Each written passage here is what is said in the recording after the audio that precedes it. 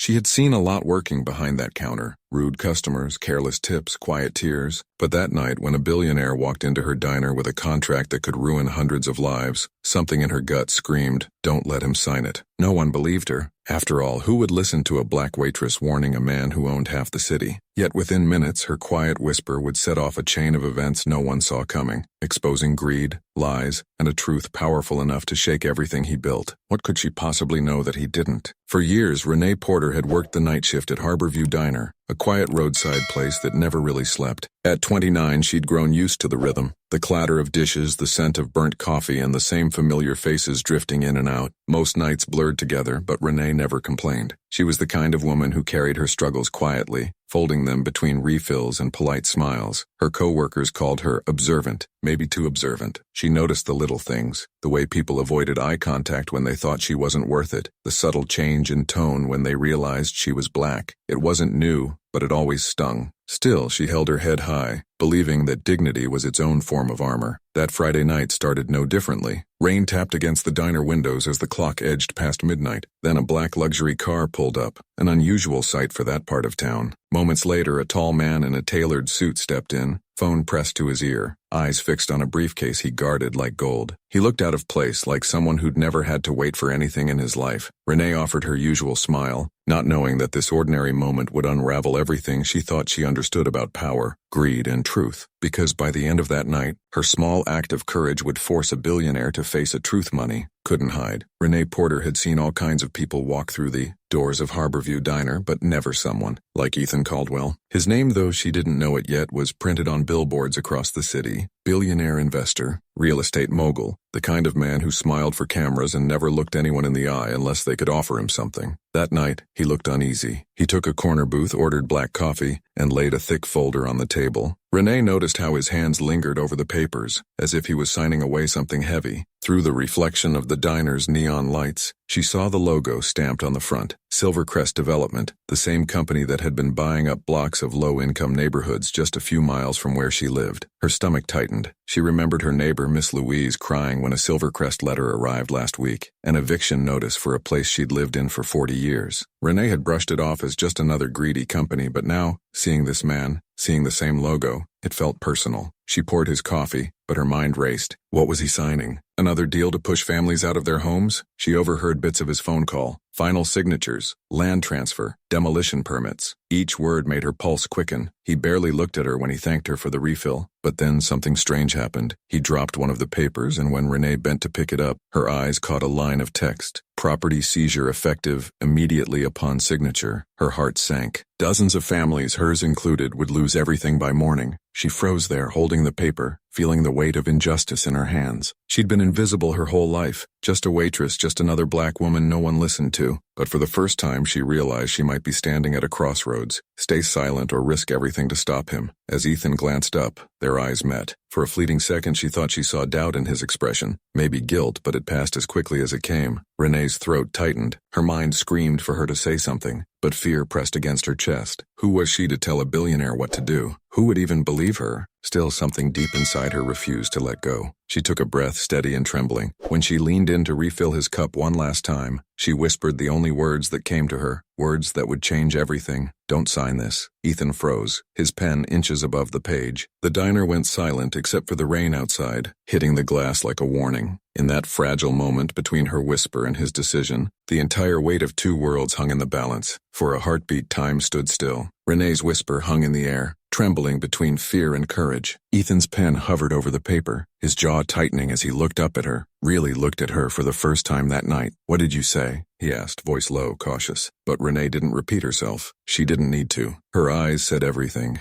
The quiet desperation, the exhaustion of generations who'd watched power destroy lives while they were told to stay quiet and smile. The silence shattered when the door swung open. Two men in sharp suits stepped in, their eyes darting toward Ethan's briefcase. Corporate handlers. They didn't even glance at Renee. She wasn't part of their world, not even worth acknowledging. One of them placed another document on the table, muttering something about deadlines and investors. Renee felt invisible again, like her courage had evaporated into thin air. She turned to walk away, heart pounding, humiliated. But then she heard one of the men say it, casual, cold, like numbers on a spreadsheet. Once this is signed, demolition starts first thing in the morning. The city council already cleared those properties. Mostly low-income families, won't cause much trouble. That was it. Renee's breath caught. Anger surged through her like fire. She spun around, trembling. "You can't just destroy people's homes like they don't matter," she said louder than she meant to. The diner went dead silent. The men froze. Ethan's face turned pale. Every eye in the room was on her now. The waitress who dared to speak truth to power. For the first time, Ethan looked uncertain. His gaze shifted from the contract to Renee, then to the rain streaking down the window. The weight of her words cut through years of indifference. With one slow, deliberate motion, he set down the pen. The papers remained unsigned, but in that fragile moment of silence, no one knew what would happen next, whether he'd listen or whether her act of defiance had just cost her everything. The rain had stopped, but the tension lingered in the diner like smoke. Ethan Caldwell finally closed the folder, leaving the contract unsigned. Renee Porter exhaled slowly, her body trembling from adrenaline, relief, and something deeper, validation. She hadn't just prevented a deal. She had reminded the world, even for a fleeting moment, that courage and conscience can exist in places power tries to ignore. Word of the incident spread quickly. Silvercrest Development faced scrutiny, protests, and questions from local leaders. Families once on the brink of losing everything had a reprieve, and the conversation about who gets to decide the fate of communities reached city halls and news outlets. Renee didn't seek recognition, but she couldn't help feeling the quiet pride of someone who refused to stay invisible. Yet the victory was bittersweet. She knew one act of courage didn't erase decades of systemic injustice. The unfairness, the prejudices, the silent barriers, those still existed. But in that moment, she proved that even a single voice, often dismissed, can pierce walls built by wealth, indifference, and bias. Renee returned to her shifts, coffee pot in hand, eyes sharper, heart stronger. She understood now that standing up was never about being fearless. It was about choosing integrity over fear, even when the odds were stacked. And as the city moved on, her story lingered, a reminder of the quiet battles that rage in corner society often overlooks. The question remained, echoing long after the diner lights dimmed. How many more voices like Renee's will it take before those in power truly see what they're capable of destroying, and who they're truly accountable to?